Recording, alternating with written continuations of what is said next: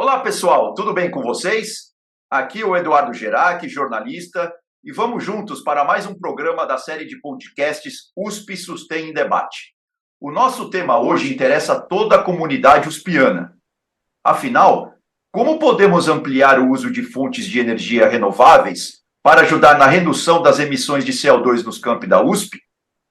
Bom, como temos muito o que conversar, né, os nossos ilustres convidados já estão todos aí prontos, vamos direto ao ponto.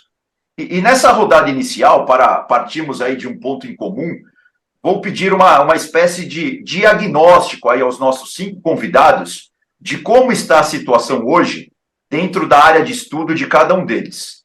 Todos são pesquisadores do programa USP Sustain e eu vou apresentá-los aqui durante o programa. Eu vou começar, então, com a Mayara Munaro, que é do Departamento de Engenharia e Construção Civil da Escola Politécnica da USP. Ela que investiga a questão da economia circular, né? Um assunto tão em voga hoje, né, Mayara? Bem-vinda à nossa roda de conversa. E eu queria primeiro, obviamente, que você explicasse, desse um diagnóstico aí de como está essa história, né, esse tema da economia circular aqui na USP. E também, obviamente, se você puder definir o que é isso, né? Porque às vezes as pessoas ouvem falar sobre isso e tal, mas não tem realmente, não conseguem entender realmente o significado desse termo, né? Que é um termo cada vez mais na moda. Obrigado pela presença. Olá, Eduardo, eu que agradeço. Então, vou começar com a segunda pergunta.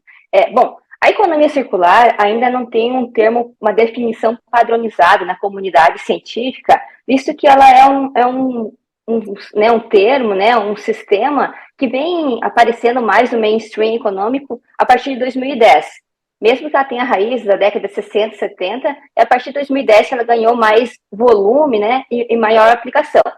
Mas, de uma forma geral, eu acredito que a economia circular consiste em uma estrutura de soluções sistêmicas, então, que enfrenta os desafios globais atuais, como as mudanças climáticas, a perda de biodiversidade, resíduos e poluição.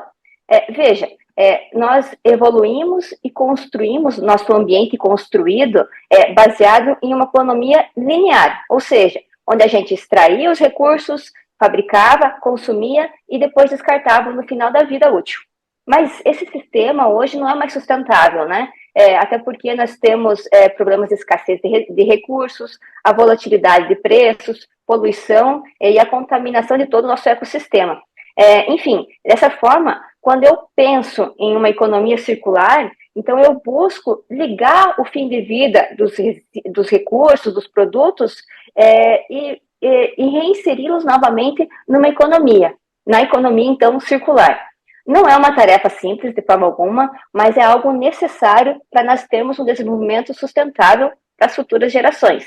E só finalizando a conceituação da economia circular, ela é baseada em 3 princípios, já definidos na fase de design, de projeto, que são eliminar resíduos e a poluição, circular produtos e materiais e regenerar, então, toda a natureza. Agora, voltando a essa questão, contextualizando com a USP, né? Nós ainda precisamos evoluir muito na circularidade dos campos, mas existem práticas já bem consolidadas, como o projeto da USP Recicla. Nós também estamos começando a reutilizar os resíduos de construção e demolição para fazer pavimentação.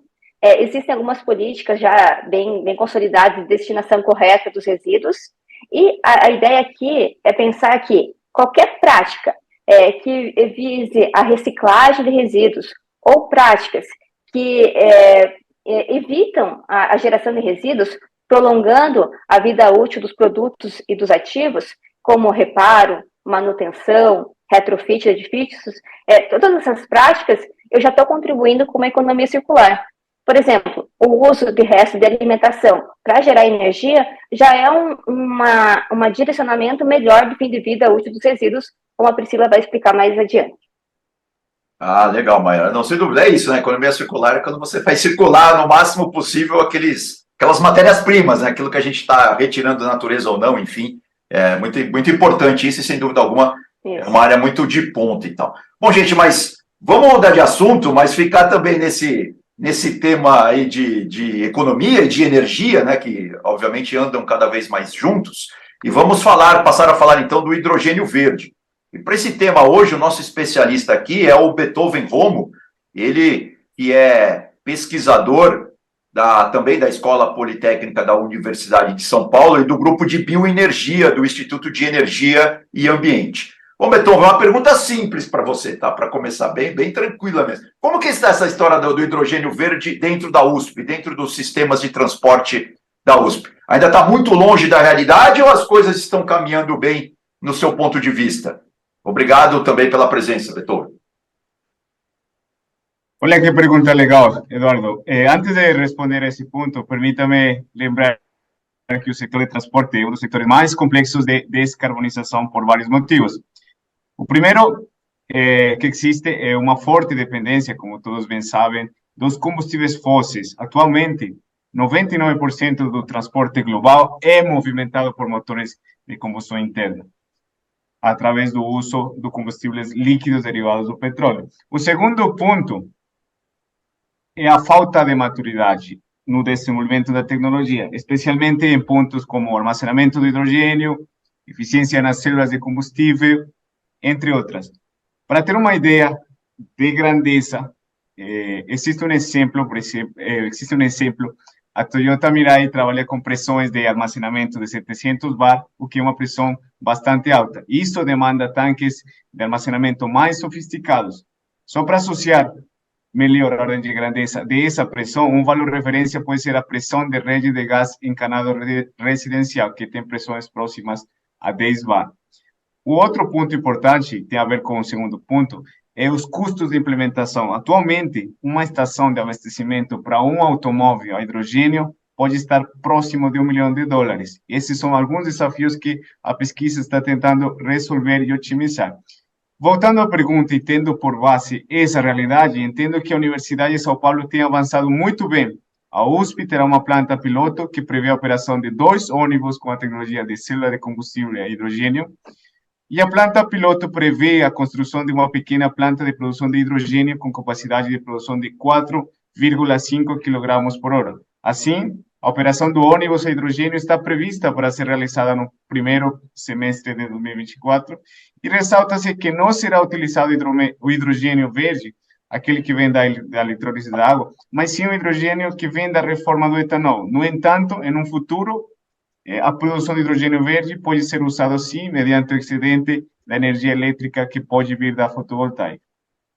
Ah, interessante. Ou seja, então tá perto, né? Pelo menos esse projeto piloto, e claro, né, que é uma dentro dessa via que você explicou, né, da reforma do etanol e tal. Então vamos ver, vamos aguardar as cenas dos próximos capítulos. Ótimo. Beleza, maravilha. Bom, gente, mas então vamos pular de uma energia para outra, vamos para a fotovoltaica, né? E neste caso, mais uma pessoa vai entrar agora nessa nossa roda de conversa. É o Júlio Bolanos, né? Para quem já. O Bolanos, que é pesquisador também do Instituto de Energia e Ambiente da Universidade de São Paulo. E já pergunto para você, Júlio, qual que é o potencial para esse tipo de fonte energética que existe hoje na USP? Ele é muito grande, não? Está sendo aproveitado já de alguma forma, pelo menos no nível mais laboratorial ou não? Como que você vê? Qual que é o diagnóstico desse tema hoje na USP? Por favor, obrigado também pela presença. Bom, Eduardo, para contextualizar o assunto, vamos lembrar que a USP é certamente a maior e mais importante universidade pública do país. Segundo informações disponibilizadas pela Prefeitura do campus, o campus da cidade universitária conta com 23 unidades de ensino, quase 7.000 pontos de iluminação, 102 cabines primárias e uma rede de distribuição em 13,8 kV, com aproximadamente 30 quilômetros de extensão. Tudo conectado a 5 alimentadores de média tensão e a uma subestação com capacidade de 27,5 MVA, fornecendo energia para 80.000 a 100.000 pessoas que circulam o campus diariamente. Para atender toda essa infraestrutura, os dados de consumo de energia elétrica, também disponibilizados pela Prefeitura do campus, mostram que o campus da cidade universitária, em 2019, chegou a consumir em torno de 6,5 gigawatt-hora mês, com custo aproximado mensal de 3 milhões para o Estado.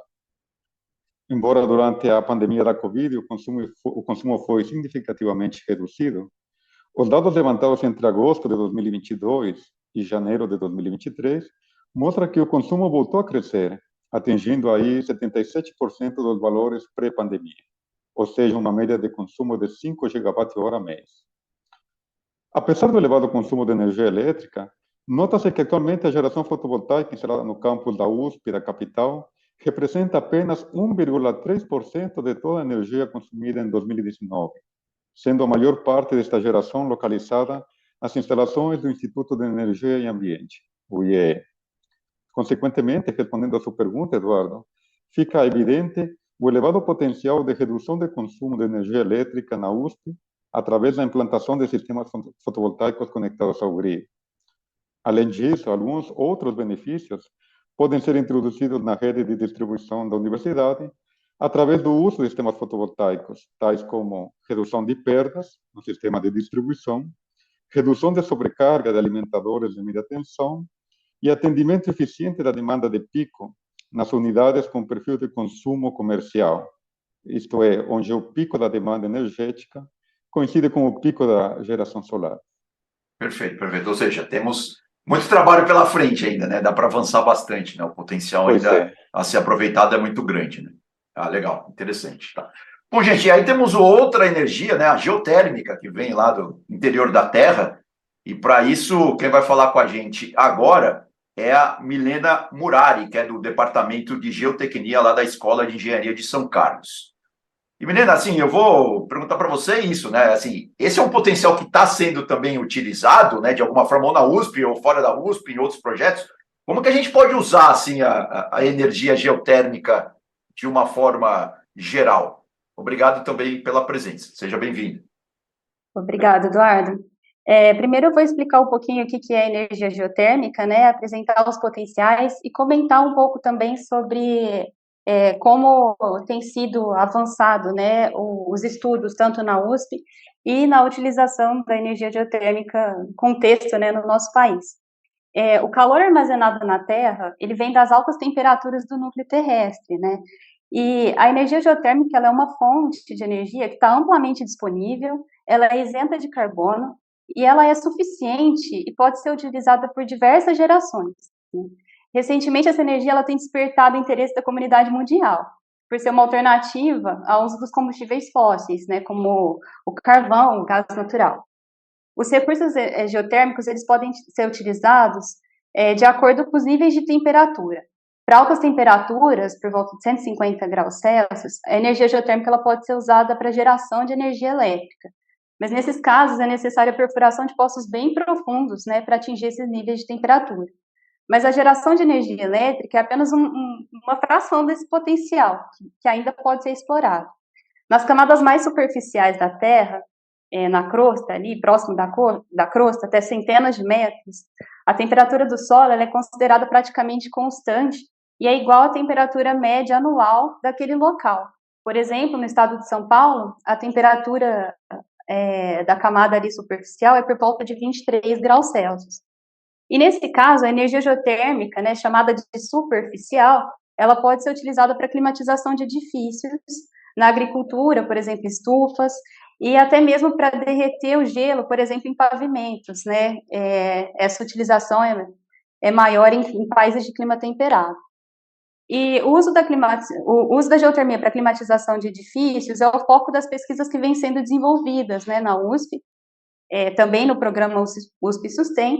E é importante apresentar aqui, né, que no campus da USP de São Paulo, um prédio está em construção, né, para utilizar esse sistema para climatização de edifícios, né, e testar isso em utilização mesmo, porque no Brasil ainda existem estudos, porém não existe nenhum prédio, né, em que a gente conhece que utilize esse sistema. Pô, interessante isso, né? Bem bacana. Essa energia é a mesma que os romanos usavam lá nas termas deles, né? Para se banhar e tal, para usar água quentinha que vinha do fundo da terra, né? Interessante. E em outros países já está sendo usado, assim. Você falou que aqui no Brasil ainda não, mas em outros países já estão, principalmente para essa coisa de climatização de ambientes, né? Isso. Em outros países os estudos de geotermia já são mais consolidados, né? E essa energia tem sido utilizada com sucesso, né? Mais voltado para o aquecimento. E no nosso caso aqui seria mais para o resfriamento. Perfeito. Legal. Foi interessante mesmo, Milena. Bom, gente, para quem estava sentindo falta do biogás, eis que ele surge. E quem vai falar com a gente sobre ele é a Priscila Camilotti, que é pesquisadora do Centro de Análise, Planejamento e Desenvolvimento Energético do Instituto de Energia e Ambiente, também da USP. Já temos uma unidade experimental funcionando dentro da USP, é isso ou estou errado? Obrigado também pela presença. Isso mesmo, Eduardo. A gente já tem uma unidade aqui, funcionando aqui no Instituto, produzindo biogás e já produzindo energia elétrica e já injetando na rede. E essa planta, ela nasceu da pergunta de qual é o potencial do campus, quanto de resíduo que a gente produz internamente no campus de São Paulo e o quanto dele pode ser aproveitado. Então, eu vou dar alguns números para vocês aqui. Em média, aqui no campus de São Paulo, a gente produz 5 toneladas por dia de resíduos orgânicos. 14 toneladas de resíduos de poda diariamente. Isso sem falar do esgoto sanitário produzido.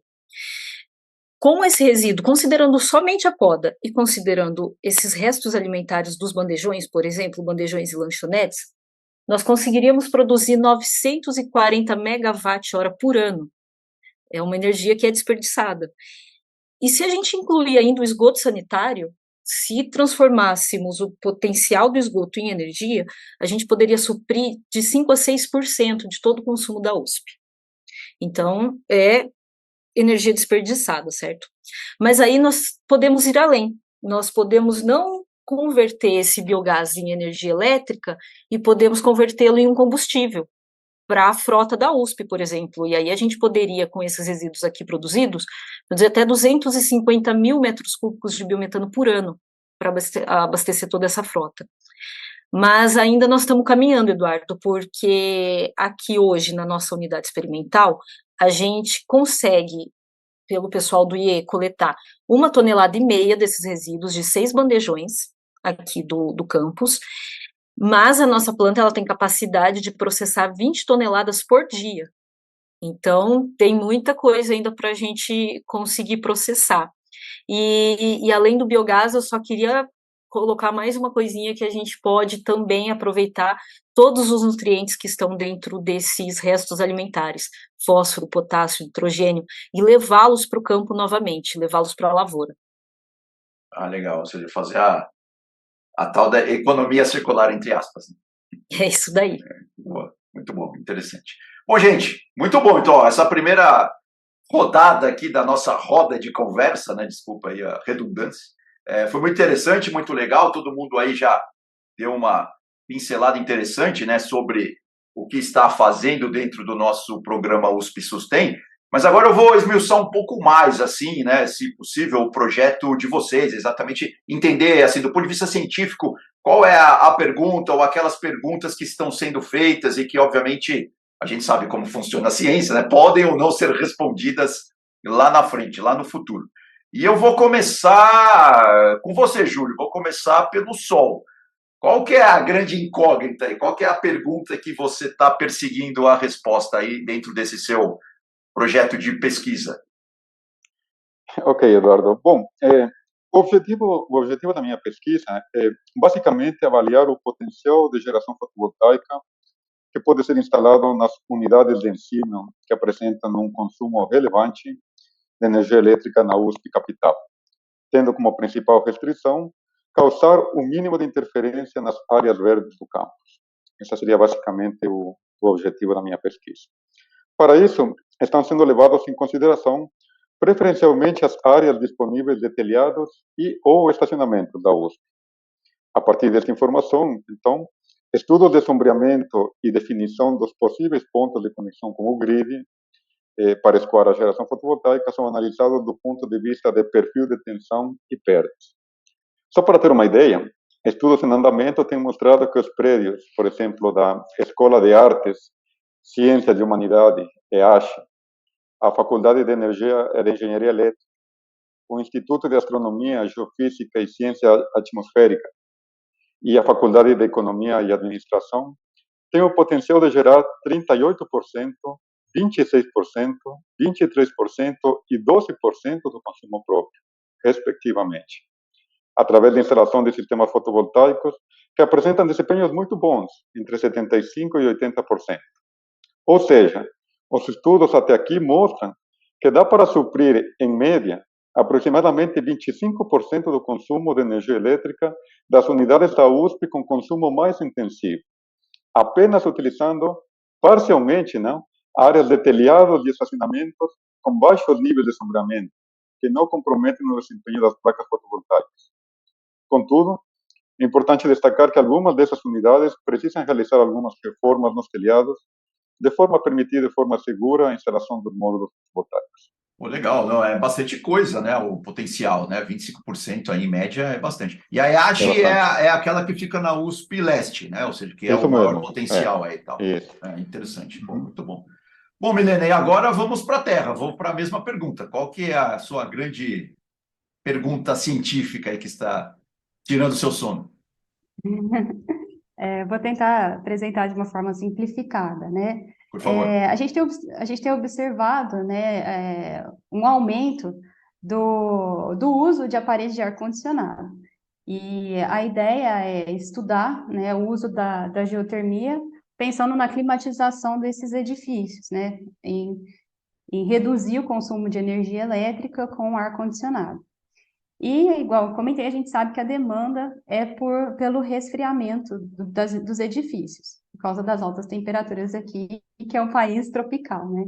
Então, para o funcionamento, né, e para a exploração da energia geotérmica superficial, a gente precisa de uma bomba de calor e de trocadores térmicos inseridos no solo.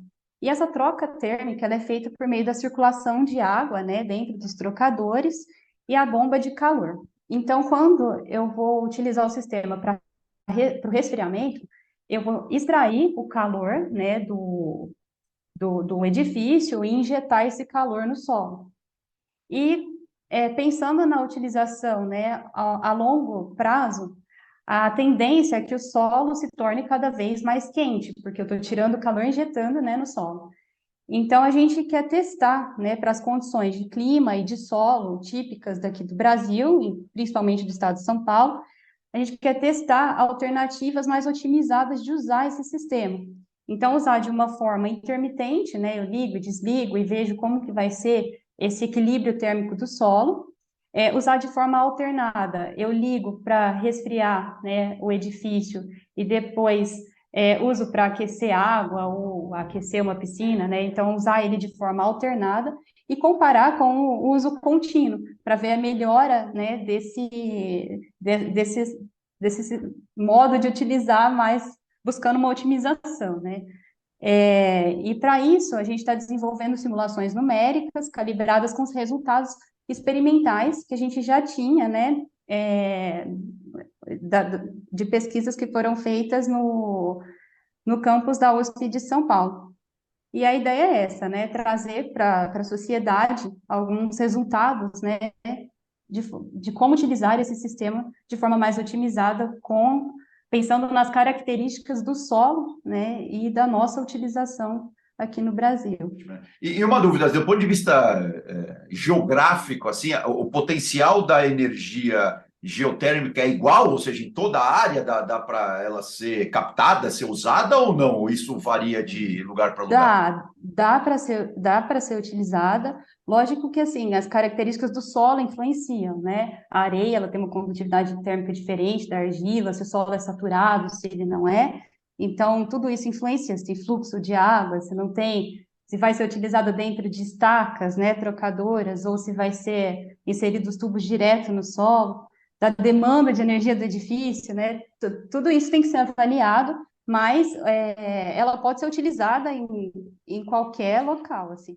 Bom, gente, então agora vamos pular para o biogás novamente com a Priscila, e a dúvida é a mesma, viu, Priscila? Assim, qual que é a grande pergunta, qual que é o grande avanço aí que você está buscando, que você está perseguindo aí dentro do programa USP Sustem? Bom, Eduardo, nós temos espalhados pelo Brasil ou pelo mundo vários grupos de pesquisa que estão estudando as principais questões científicas pertinentes ao bioprocesso, né? Como que as bactérias atuam para converter esses resíduos em biogás. Aqui o nosso foco é um pouco distinto. Nós queremos provar esse conceito, né? Com essa planta em escala semi-industrial. E por que que isso é importante? Porque quando a gente sai da bancada e vai para o real, nós temos outros problemas, são outros problemas a serem enfrentados. E no Brasil está tudo muito caminhando ainda com relação ao biogás, então várias barreiras tecnológicas, elas ainda têm que ser quebradas. Então, aqui, dentro do programa do Sustain, o que eu estou fazendo é levantando dados para a gente apresentar esses balanços de massa, né? Trabalhando em otimizar a produção de biogás nessa escala. E aí um ponto que entrou, assim, que caiu no meio da pesquisa foi estudar o principal, um outro produto também, né? O subproduto, como eu te falei, seria um fertilizante. Como que ele pode... Como ele pode ser utilizado, em que cultura ele pode ser utilizado, porque a partir do momento que a gente processa todos esses resíduos para a produção de biogás, nós estamos reduzindo o potencial poluidor do resíduo, nós estamos adequando ele ambientalmente, porém, os nutrientes estão mantidos. E hoje a gente tem um grande problema que nós chamamos de clivagem metabólica, que é o Brasil, ao exportar grãos, ao exportar alimento, está exportando todos os seus nutrientes também. E aí nós temos que importar de volta no lugar de fertilizante, comprando fertilizante mineral. Então, esse subproduto, né, esse produto secundário do processo, também pode ser a chave aí para a gente reduzir a importação de fertilizantes no Brasil. Olha, interessante, esse segundo ponto é bem bacana mesmo, né? Super atual, inclusive, né? Em tempos de guerras pelo mundo e tal, todo esse debate, né, em relação aos fertilizantes mesmo, né? Isso é, sem dúvida, Sim, muito sim. importante, interessante. Bom, Beethoven, para você, dentro do escopo aí do hidrogênio verde, qual é a pergunta aí de $1 bilhão? Bom, o hidrogênio... No sentido figurado, claro, estou falando do ponto de vista científico. Realmente, a gente está passando por uma transição energética. A gente vê na natureza, existe uma frase que melhor pode explicar isso, que there is no free lunch, não existe nada de graça, não existe almoço de graça, né? Então, tudo que a gente faz, tudo que a gente converte de uma energia para outra forma de energia tem um vestígio. E o hidrogênio, né, ele não nasce naturalmente, né, ele tem que ser convertido, né, e existem diferentes fontes, né. Só que a gente tem um problema grande ou um desafio que é o uso de energias renováveis para a produção de energia, nesse caso seria o hidrogênio, né. Então, a gente está avaliando o potencial de um setor que é bastante importante para a parte da economia brasileira, né, que é o setor sucroenergético, fazendo uma avaliação do potencial usando o excedente de eletricidade que hoje é injetado na rede, que equivale a 20 terawatts-hora no ano. Isso representa 3% do valor da matriz elétrica do Brasil. Então, com esses valores, a gente fez umas análises bem, digamos, simples. A gente entende que pode ser possível, no Brasil, conseguir 0,54 milhões de toneladas ao ano de hidrogênio verde usando energia. Outro contexto que a gente está tentando ver é as rotas de conversão, né? Como falei na primeira parte, tem uma penalidade, um vestígio. Então, existem diferentes caminhos para a produção do hidrogênio verde, né? De onde que vem essa energia elétrica e para onde vai ser usada. Então, esses dois tópicos estão sendo parte da pesquisa, né? Também trabalhando um pouco com a parte da reforma do etanol, que a gente usa ou vai usar no projeto de ônibus que está para vir no 2024. Então, são várias coisas, tudo relacionado com a avaliação do potencial de produção de hidrogênio no setor sucroenergético e no Brasil de forma geral. São vários pontos importantes aí, né, que teremos desdobramentos aí no curto espaço de tempo, muito provavelmente. Bacana, legal. Sim. Agora, Mayara, quando a gente fala pelo menos quando eu ouço falar de economia circular, sustentabilidade de uma forma geral, esse termo visão sistêmica, né, ou visão transversal sempre aparece. Isso faz sentido, primeiro, e tem a ver um pouco com o seu projeto dentro do programa USP Sustain, não? Faz todo sentido, Eduardo, e sim, claro, porque veja, meu projeto ele visa estabelecer diretrizes para tornar as edificações da USP mais sustentáveis e circulares. E isso, claro, vai exigir uma mudança sistêmica, tanto na forma de planejar, quanto de construir, quanto de consumir as edificações. Deixa eu só lembrar o óbvio, acho porque o óbvio também precisa ser dito, a sustentabilidade, então, ela está alicerçada no tripé pessoas, ambiente e economia. E agora, pensando nas pessoas, a função primordial de qualquer edificação é garantir condições de saúde, segurança, conforto e bem-estar a todos os usuários. Então, a gente constrói para as pessoas, até porque as pessoas passam a maior parte da vida delas dentro das edificações, então, a qualidade do ambiente interno afeta a saúde das pessoas e também a produtividade. Então, se eu pensar em edificações e também cidades sustentáveis, elas contribuem, então, para uma comunidade com maior saúde, bem-estar, reduzindo, então, o consumo de água, reduzindo as desigualdades de classe ao projetar edificações mais eficientes e acessíveis, e também estão garantindo a qualificação da mão de obra e novos empregos nessa transição de economia linear para circular. Agora, pensando no ambiente, eu estou falando isso separadamente, mas as partes não são dissociáveis, né? Lógico. Edificações sustentáveis, elas contribuirão para o planeta e para o clima ao implementarem energia limpa e acessível, apoiarem a descarbonização do setor construtivo e também reduzirem, então, a extração de recursos naturais, protegendo o meio ambiente de uma forma geral. E com isso, então, deve-se adotar sistemas e tecnologias construtivas que proporcionem o uso eficiente de recursos, minimizem a geração de resíduos, isso é tudo associado a um custo justificado e que considere todos os estágios do ciclo de vida da edificação, desde o design até o fim de vida. E tudo isso, claro, favorece também a economia, porque vai proporcionar o uso eficiente dos recursos, a construção com operações mais limpas e circulares, também criando parcerias e simbioses industriais dentro e fora da cadeia construtiva. Então, resumindo, uma edificação sustentável vai contribuir com a qualidade de vida das pessoas, com a qualidade de ensino e pesquisa da universidade e, consequentemente, com a formação de uma sociedade mais sustentável, e isso sim é tudo muito sistêmico. Muito bem. Obrigado, Mayara. Realmente ficou claro agora essa questão da visão sistêmica, como ela é importante, né? Bom, gente, a gente está caminhando aqui para o final deste episódio do nosso podcast USP Sustain Debate, mas eu vou fazer uma provocação final para vocês. A gente falou, obviamente, um pouco mais detalhadamente do projeto, né, de cada um de vocês e tal. Agora, dentro da área de estudo de vocês, né, dentro da área de pesquisa realmente de vocês, assim, se a gente fosse pensar numa revolução importante aí no curto, médio ou até longo prazo, aí nos próximos anos, na próxima década e tal, o que a gente poderia dizer, assim, em termos de, contém ironia nessa minha provocação, mas o que renderia um prêmio Nobel, dentro da área de vocês? Quem vai começar? A Mayara agora? Ela foi a última, agora ela é a primeira, é isso?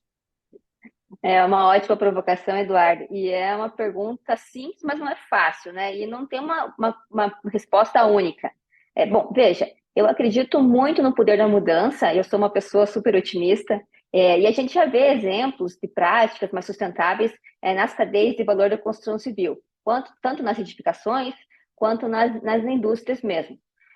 Mas, de forma bem pragmática, eu vejo que um facilitador enorme para a implantação sistêmica de práticas circulares sustentáveis é por meio de políticas públicas. Para mim, tem que vir de cima essa decisão. E, a partir do momento que nós tivermos um plano de governança bem estruturado, com práticas de incentivos e restrição, apoiando, então, o uso mais eficiente de recursos, a implantação de modelos de negócios circulares, a redução da geração de resíduos, enfim, só assim a sociedade vai começar a dar passos, digamos, mais largos rumo a uma transição circular.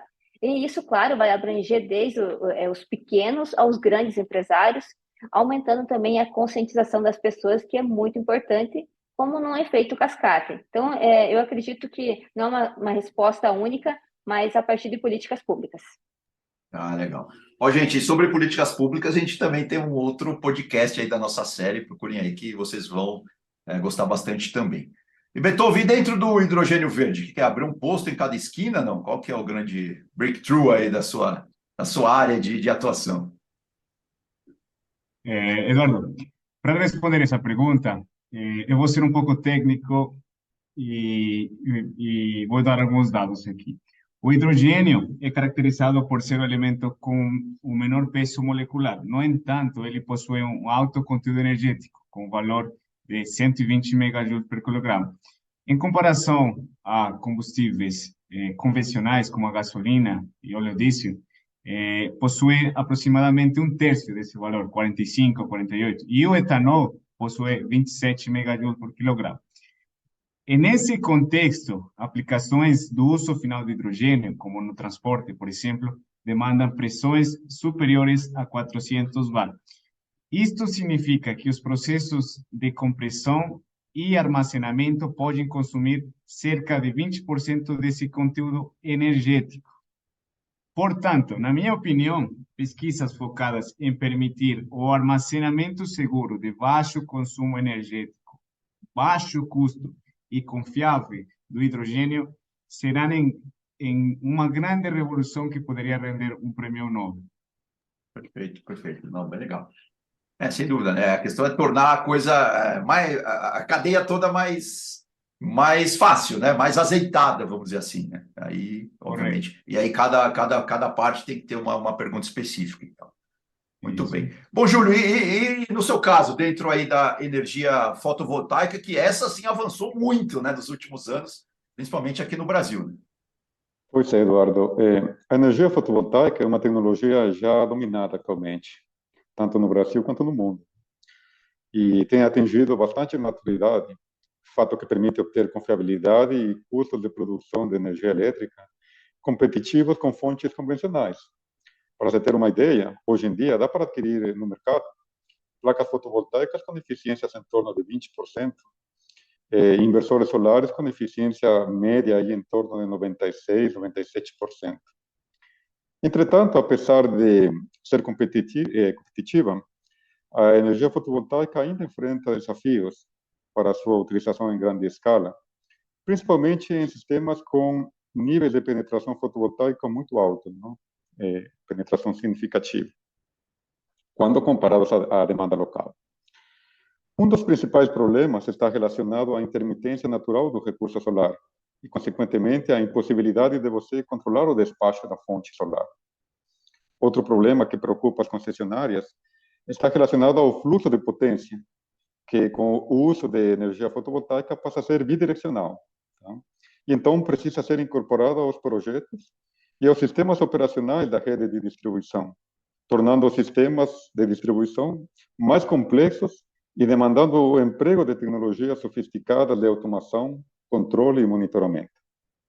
Consequentemente, na minha opinião, nas próximas décadas, a expansão da geração fotovoltaica em grande escala estará condicionada ao desenvolvimento de sistemas de armazenamento, principalmente baterias eletroquímicas, mais eficientes e menos caras, que permitam viabilizar economicamente seu uso junto a sistemas fotovoltaicos de grande porte, minimizando assim os problemas de intermitência da fonte solar, assim como também minimizando o fluxo de potência bidirecional no sistema de distribuição. Certo, ou seja, trocando em miúdos, desculpa eu ser muito reducionista, mas deixar o sol disponível 24 horas por dia, né? Para todo mundo. Isso mesmo, essa seria a ideia, através do uso de baterias, não? Claro, ou outro sistema de armazenamento. Claro, legal, interessante. Bom, Milena, e no caso da energia que vem lá da Terra? Nossa, Eduardo, eu confesso que essa pergunta foi a mais difícil. Mas com certeza ainda tem muito que ser explorado no uso da energia geotérmica e muitas contribuições surgirão em um futuro não muito distante.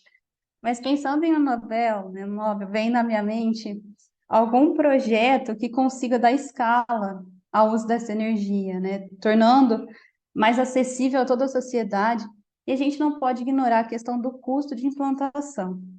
Então, nesse sentido, eu penso, desde um projeto mais simples, que seria o desenvolvimento de bombas de calor mais baratas e acessíveis à comunidade, teorias mais simplificadas para o dimensionamento do sistema, quanto projetos mais audaciosos, que seriam a implantação de sistemas geotérmicos totalmente integrados, né? Pensando num sistema de circuitos geotérmicos como parte da infraestrutura das cidades, como rede de água, esgoto, né? De modo que qualquer novo edifício possa simplesmente se conectar ao sistema. Acho que só assim seria possível difundir o uso dessa energia com escala, né, e acessibilidade para todo mundo. Nossa, legal. Essa ideia das cidades realmente não tinha passado pela minha cabeça. Legal. É um plug use, né? Você está tudo pronto ali, você constrói um prédio, já conecta ele na rede e vamos que vamos. E toda nova estrutura, né, que fosse construída também, utilizar, por exemplo, tem uso de túneis, né, que já tem o sistema de geotermia sendo aplicado em rede de metrô. Então, tudo isso ser meio que conectado para que todos tivessem acesso. Legal, bem interessante mesmo. Bom, Priscila, aí no caso do biogás? Bom, Eduardo, no caso do biogás, assim como no caso da fotovoltaica, nós estamos bem avançados em questões de tecnologia. A questão hoje no Brasil é a disseminação dessa tecnologia. Como vamos quebrar as lendas por trás do biogás, né? E aí a gente parte de alguns princípios. Nós precisamos da união dos players.